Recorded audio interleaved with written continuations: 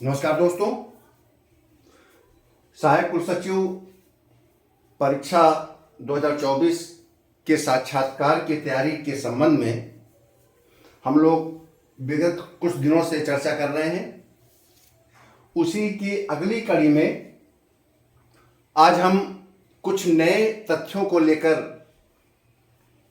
Discussion करेंगे, जो कि साक्षात्कार में कई बार इस प्रकार के प्रश्न पूछे जाते हैं और मेरा ऐसा विश्वास है कि इन शब्दावलियों के बारे में आपको जानकारी होनी चाहिए। अगर इन सब के बारे में आपको जानकारी रहेगी तो साक्षात्कार के समय आप पूर्ण कॉन्फिडेंट रहेंगे और आपको लगेगा कि विश्वविद्यालय की कार्यप्रणाली, विश्वविद्यालय के एक्ट, आपके जिस सेवा में आप जा रहे हैं उसकी सेवा नियमावली के बारे में आपको अच्छी जानकारी है। तो वहाँ पर इंटरव्यू बोर्ड में बैठे विद्वान जन, जिसमें कि कुलपति होंगे, विभिन्न विश्वविद्यालय के कुल सचिव हो सकते हैं, वित्त अधिकारी हो सकते हैं, प्रोफेसर हो सकते हैं और लोक सेवा आयोग के मेंबर तो अध्यक्षता बोर्ड की करते हैं। 3 से 5 सदस्य होते हैं बोर्ड में, समानतः 3 सदस्य होते हैं इस प्रकार की परीक्षाओं में, साक्षात्कार में। तो आज हम कुछ टर्मिनोलॉजी लेकर आए हैं। वो है संबद्ध महाविद्यालय, सहयुक्त महाविद्यालय, घटक महाविद्यालय, स्वायत्त महाविद्यालय। आप लोग हमेशा एक नाम ही सुनते रहे हैं, एफिलिएटेड कॉलेज। एफिलिएटेड कॉलेज शब्द का आप अधिकतर इस्तेमाल सुनते हैं, लेकिन आपसे इंटरव्यू बोर्ड पूछ देगा कि एफिलिएटेड कॉलेज और एसोसिएटेड कॉलेज में क्या अंतर है। पूछ देगा कंस्टिट्यूएंट कॉलेज और ऑटोनोमस कॉलेज में क्या अंतर है। घटक महाविद्यालय किसे कहते हैं, स्वायत्त महाविद्यालय किसे कहते हैं, दोनों के बीच में अंतर क्या है। आप वहां पर ब्लैंक हो जाएंगे, क्योंकि आपको तो एक ही शब्द पता है कि एफिलिएशन। देखिए, एफिलिएशन सभी प्रकार के कॉलेज को किसी न किसी विश्वविद्यालय से लेना होता है। अगर वो एफिलिएशन नहीं लेगा, या हम कहें सामान्य भाषा में मान्यता, अगर वो एफिलिएशन नहीं लेगा तो उसको अपने कॉलेज में, अपने कॉलेज की पढ़ाई के बाद जो परीक्षा कराएगा उसकी डिग्री नहीं मिलेगी। तो एफिलिएशन इसलिए जरूरी है कि वो अपने आप को, वो कॉलेज किसी विश्वविद्यालय से जोड़ ले। विश्वविद्यालय के जो नियम कानून हैं, जो कि उनके परिनियम में, स्टेट्यूटस में, उनके आपके ऑर्डिनेंस में, रेगुलेशन में जो लिखा है, उसके अनुसार वो महाविद्यालय जो एफिलिएशन के लिए आया है उसको वो पूरा करना पड़ता है और समय समय पर उस महाविद्यालय का इंस्पेक्शन भी करता है विश्वविद्यालय, ताकि देखे कि जो शर्तें हमने लागू की थी कि इन शर्तों को आप मानेंगे। अगर हमारे विश्वविद्यालय के अनुसार चलना है तो देखते हैं क्या उन शर्तों को मान रहा है, क्या वहां पर शिक्षक यूजीसी नाम से हैं, क्या वहां पर स्टूडेंट यूजीसी नाम से हैं, क्या वहां पर वो पाठ्यक्रम पढ़ाया जा रहा है जो विश्वविद्यालय का पाठ्यक्रम है, क्या उन मानकों को प्रयोग किया जा रहा है जो विश्वविद्यालय ने बना रखे हैं, क्या उतने घंटे, उतने करिकुलम को समयबद्ध तरीके से पूरा किया जा रहा है, क्या उतनी अटेंडेंस का ध्यान रखा जा रहा है जितना अटेंडेंस अनिवार्य किया गया है किसी परीक्षा में बैठने के लिए। ये सब शर्तें होती हैं। क्या उतने क्षेत्रफल में वो कॉलेज बना है जितने क्षेत्रफल में कॉलेज होना चाहिए संबंधन के लिए, मान्यता के लिए।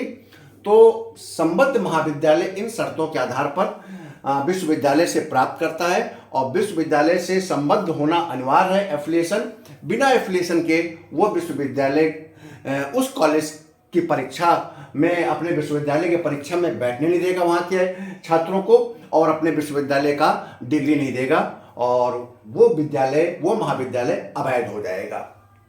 इसलिए आप ये मान के चलिए, सभी महाविद्यालयों को संबंधन अनिवार्य है, एफिलिएशन अनिवार्य है। अब हमने यह परिभाषा लिया कि वो महाविद्यालय जिन्हें आवासिक एवं संबद्धक तथा संबद्धक विश्वविद्यालय द्वारा संबद्धता प्रदान की जाती है। ये शब्द हमने क्यों कहा? ये विभिन्न प्रकार के कोर्ट केसेस होते हैं, बहुत से विवाद उत्पन्न होते हैं। इस प्रकार की डिफिनेशन एक्ट में नहीं दी गई है, लेकिन हमको डिफाइन करना होता है कोर्ट में, या कहीं कोई सी परिस्थिति पैदा होती है कि एफिलिएटेड कॉलेज और एसोसिएटेड कॉलेज में क्या अंतर है। तो आप एक बात समझ के रखिएगा बहुत अच्छे से कि देखिए पहले यूनिवर्सिटी दो प्रकार की होती थी। एक यूनिवर्सिटी होती थी रेजिडेंशियल यूनिवर्सिटी, एक यूनिवर्सिटी होती थी आपकी रेजिडेंशियल कम एफिलिएटेड यूनिवर्सिटी। तो जो रेजिडेंशियल आवासीय यूनिवर्सिटी होती थी वो उससे जुड़ वो अपने आप में एक महाविद्यालय भी होता था और वो विश्वविद्यालय भी होता था। उसके अधीन कॉलेज नहीं होते थे। वो एक प्रकार का, जैसे कि आपके इलाहाबाद विश्वविद्यालय, जैसे कि बहुत से सेंट्रल यूनिवर्सिटी होती है, सेंट्रल यूनिवर्सिटी जितनी होती है वो आवासिक विश्वविद्यालय होते हैं। जैसे कि हम कह दें कि doctor Bhimrao central university Lucknow, और जैसे कि इलाहाबाद का था आपका इलाहाबाद विश्वविद्यालय जो कि सेंट्रल विश्वविद्यालय हो गया पहले। तो ये सब आवासिक विश्वविद्यालय होते थे। तो जब आवासिक विश्वविद्यालय किसी महाविद्यालय को एफिलिएट करेगा, किसी महाविद्यालय, क्योंकि अगर उस विश्वविद्यालय का दर्जा केवल रेजिडेंशियल यूनिवर्सिटी के रूप में है, तो जब वो एफिलिएट करेगा किसी कॉलेज को, कोई कॉलेज उस विश्वविद्यालय से संबद्ध करना चाहेगा, मान्यता लेना चाहेगा, तो वो विश्वविद्यालय उस कॉलेज को एसोसिएट कॉलेज की मान्यता देगा, ना कि एफिलिएट कॉलेज की मान्यता। एफिलिएट कॉलेज की मान्यता कौन सा विश्वविद्यालय देगा? जो रेजिडेंशियल विश्वविद्यालय भी हो सकता है और रेजिडेंशियल कम आपका संबद्धक एफिलिएटेड यूनिवर्सिटी हो सकती है और केवल एफिलिएटेड यूनिवर्सिटी हो सकती है। यानी कि ऐसा विश्वविद्यालय जिसके साथ संबद्धक शब्द जुड़ा हो, वो महाविद्यालयों को मान्यता देते समय एफिलिएशन की मान्यता देगा। ठीक है। और जो आपकी रेजिडेंशियल यूनिवर्सिटी का दर्जा प्राप्त है, वो जब किसी कॉलेज को एफिलिएशन करेगा तो उसे वो एसोसिएट कॉलेज की मान्यता देगा। बात समझ में आ गई? अच्छा, ध्यान रहे, मान्यता सबके लिए अनिवार्य है। सॉरी, मान्यता कह सकते हैं, संबद्धता कह सकते हैं। संबद्धता सभी प्रकार के कॉलेज की अनिवार्य है। कोई भी कॉलेज बिना संबद्धता के नहीं रह सकता है। किसी न किसी यूनिवर्सिटी से आपको संबद्ध होना पड़ेगा। तीसरा आता है घटक महाविद्यालय, कॉन्स्टिट्यूएंट कॉलेज। कॉन्स्टिट्यूएंट कॉलेज को हम एक प्रकार से यूनिवर्सिटी का पार्ट मानते हैं। जब भी किसी कॉलेज को लिखा जाए कि घटक महाविद्यालय, किसी विश्वविद्यालय का घटक महाविद्यालय कहा जाए, तो आप समझ लीजिएगा उस कॉलेज में और विश्वविद्यालय में कोई अंतर नहीं है। प्रीमाइस का अंतर हो सकता है, दूरी का अंतर हो सकता है, अलग अलग बिल्डिंग का अंतर हो सकता है, लेकिन इन दोनों के नीतियां, प्रशासन, करिकुलम, टीचर सारे के सारे विश्वविद्यालय से गवर्न है। जबकि एफिलिएट कॉलेज और एसोसिएट कॉलेज के अन्य जो टीचर्स हैं, टीचर्स की नियुक्ति है, भर्ती है, उसमें विश्वविद्यालय का हस्तक्षेप नहीं होता है। वो कॉलेज अपने आप उनको भर्ती कर सकते हैं। प्राइवेट कॉलेज है तो यूजीसी के नाम के अनुसार भर्ती कर सकते हैं, और या उन पर अगर उच्च शिक्षा विभाग लागू करता है भर्ती प्रणाली तो उनके द्वारा भर्ती होके आएंगे। अगर वो राजकीय महाविद्यालय है, गवर्नमेंट डिग्री कॉलेज है, तो लोक सेवा आयोग से वहां के असिस्टेंट प्रोफेसर वगैरह नियुक्ति होके आएंगे यूजीसी के नाम के अनुसार। लेकिन घटक महाविद्यालय को आप ये मान सकते हैं कि यह विश्वविद्यालय ही है या विश्वविद्यालय का पार्ट है। तो जब किसी भी कॉलेज के साथ लिखा हो कॉन्स्टिट्यूएंट कॉलेज, तो समझ लीजिएगा इस महाविद्यालय में सारे नियम विश्वविद्यालय के ही लागू हैं। विश्वविद्यालय का प्रशासन ही महाविद्यालय का प्रशासन चला रहा है। विश्वविद्यालय का प्रशासन ही पाठ्यक्रम बना रहा है। विश्वविद्यालय के प्रशासन ही परीक्षा प्रणाली बना रहा है। जो भी विश्वविद्यालय में लागू होगा वो इस कॉन्स्टिट्यूएंट कॉलेज में भी लागू होगा। शिक्षकों की नियुक्ति भी विश्वविद्यालय कर रहा है और इस प्रकार से पूर्ण विश्वविद्यालय का नियंत्रण हो जाएगा। ठीक है, तो आप समझ गए कॉन्स्टिट्यूएंट कॉलेज। तो कभी कभी आ जाएगा कॉन्स्टिट्यूएंट कॉलेज और ऑटोनोमस कॉलेज में अंतर क्या है। आपसे यूनिवर्सिटी का प्रोफेसर बैठा होगा तो कह देगा आप मुझे बताइए कि डिफरेंस बताइए कॉन्स्टिट्यूएंट कॉलेज और ऑटोनमस कॉलेज में, तो आप ये कहेंगे कि बिल्कुल से अंतर हो जाएगा। विश्वविद्यालय का एक पार्ट है कॉन्स्टिट्यूएंट कॉलेज, लेकिन जो ऑटोनमस कॉलेज है वो विश्वविद्यालय से बिल्कुल डिफर है। उसने एफिलिएशन ले रखा है विश्वविद्यालय से ताकि विश्वविद्यालय की डिग्री मिले। कॉलेज ऑटोनमस है, डिग्री होगी विश्वविद्यालय की।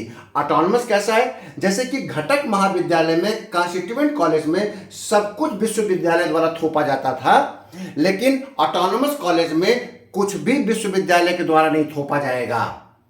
उनका अपना एकेडमिक ढांचा होगा, उस ऑटोनमस कॉलेज का अपना एडमिनिस्ट्रेशन स्वयं का होगा, अपने फाइनेंशियल मामले में ऑटोनॉमी होगी, वो करिकुलम स्वयं अपना तैयार करेंगे यूजीसी के मानकों के अनुसार, वो अपनी परीक्षा भी स्वयं लेंगे। विश्वविद्यालय की परीक्षा के साथ उनकी परीक्षा नहीं होगी, बल्कि उनका अपना करिकुलम होगा और उसी करिकुलम पे उनकी परीक्षा होगी, लेकिन वो करिकुलम यूजीसी के द्वारा स्वीकृत होगा। ठीक, स्वयं की परीक्षा लेने का तरीका होगा, स्वयं ही वो परीक्षा कॉपी को चेक करेंगे। ठीक है, स्वयं ही अपने शिक्षकों की भर्ती करेंगे, किसी भी आयोग से किसी भी उस अन्य स्रोत से नहीं करेंगे। उनका अपना बोर्ड स्वयं शिक्षक की भर्ती करेगा और वो सारी भर्तियां यूजीसी के नाम से अकॉर्डिंग होंगी, क्योंकि एफिलिएशन जब मिलता है तो यूजीसी के नाम को पूरा करने के कारण मिलता है। ठीक है, लेकिन बस क्या होगा, डिग्री विश्वविद्यालय की होगी और हर चीज में ऑटोनमस है। तो कॉन्स्टिट्यूएंट कॉलेज और ऑटोनमस कॉलेज में एक यही डिफरेंस है। कॉन्स्टिट्यूएंट कॉलेज एक प्रकार का यूनिवर्सिटी का सबऑर्डिनेट कॉलेज है। यूनिवर्सिटी के जो norms, rules, regulations, teacher, recruitment, आपके ऑर्डर, ऑर्डिनेंस, जो भी यूनिवर्सिटी अपने लिए लागू करती है वो सब उस कॉलेज में सेम टू सेम जाकर लागू हो जाएगा। और ऑटोनमस कॉलेज में केवल उस यूनिवर्सिटी का एफिलिएशन का बस दर्जा होता है और हर चीज में वो ऑटोनमस कॉलेज अपने आप निर्णय करता है। तो आपके लिए मैं आज एक क्वेश्चन छोड़ के जा रहा हूं कि आप सभी प्रकार के संबद्ध महाविद्यालय, संयुक्त महाविद्यालय, घटक महाविद्यालय, स्वायत्त महाविद्यालय के कॉलेज का आप एक एक उदाहरण बताइए। आप मुझे बताइए, हिंदुस्तान में बताइए कि ऑटोनमस कॉलेज कौन सा है। आप ये बताइए कौन सा कॉन्स्टिट्यूएंट कॉलेज है और कौन से एसोसिएट कॉलेज हैं और कौन से एफिलिएटेड कॉलेज। तो सभी होंगे, क्योंकि एफिलिएशन की परिभाषा में कहा गया है कि चाहे वो रेजिडेंशियल यूनिवर्सिटी हो और चाहे वो एफिलिएटेड स्टूडेंट यूनिवर्सिटी हो। अगर एफिलिएशन शब्द लग गया है तो उसे एफिलिएशन देने का अधिकार है उस यूनिवर्सिटी को, और वो सारे कॉलेज एफिलिएटेड होंगे और उनमें विश्वविद्यालय के पाठ्यक्रम, विश्वविद्यालय के प्रणाली, विश्वविद्यालय के शिक्षा, विश्वविद्यालय के परीक्षा का स्तर, विश्वविद्यालय के तौर तरीके से महाविद्यालय का रख रखाव अनिवार्य रूप से स्वीकार करना होगा। तो मुझे पूरा विश्वास है कि आपको साक्षात्कार के पॉइंट ऑफ व्यू से यह सेशन अच्छा लगा होगा। आपका ये सेशन इसलिए महत्वपूर्ण है क्योंकि आपसे जो प्रश्न पूछे जाएंगे वो उत्तर प्रदेश राज्य विश्वविद्यालय केंद्रीय सेवानियमावली 1975, उत्तर प्रदेश राज्य विश्वविद्यालय अधिनियम 1973 और उच्च शिक्षा के विभाग से संबंधित महाविद्यालयों के बारे में डिस्कशन होगा और उन्हीं से मैं आपकी तैयारी करा रहा हूँ इस साक्षात्कार के लिए, क्योंकि आप जब इस साक्षात्कार में जाएंगे तो आपको शिक्षा के संबंध में एक अच्छी जानकारी होनी चाहिए ताकि एक अच्छा इंप्रेशन पड़े। जब आप शिक्षा से जुड़े हुए कर्मचारी नहीं होंगे और फिर भी आपको शिक्षा के बारे में अच्छी जानकारी होंगे तो इसका एक प्लस पॉइंट मिलता है। मान लीजिए आप एक लेखपाल हैं, आप किसी जनपद न्यायालय में एक लिपिक हैं और आपको अगर विश्वविद्यालय की कार्यप्रणाली के बारे में अच्छी जानकारी होगी तो इससे प्रभाव अच्छा पड़ेगा आपको। तो आप इससे जुड़े हुए अन्य कोई आपके मन में प्रश्न उठ रहा है तो आप अधिक से अधिक कमेंट्स बॉक्स में लिखें। आपके कमेंट्स ही मेरे लिए डिसिप्लिन रहने और मोटिवेशन के लिए आवश्यक होता है। अगर आपके कमेंट्स अच्छे आएंगे, आपके कमेंट्स गुणवत्तापूर्ण होंगे, आपके कमेंट्स टारगेट ओरिएंटेड होंगे, तो फिर मैं आपके लिए अधिक से अधिक वीडियो बनाने के लिए उत्सुक रहूँगा और तत्पर रहूँगा और इस क्षेत्र में अपने आप को अनुशासित भी रखूँगा। बहुत बहुत धन्यवाद।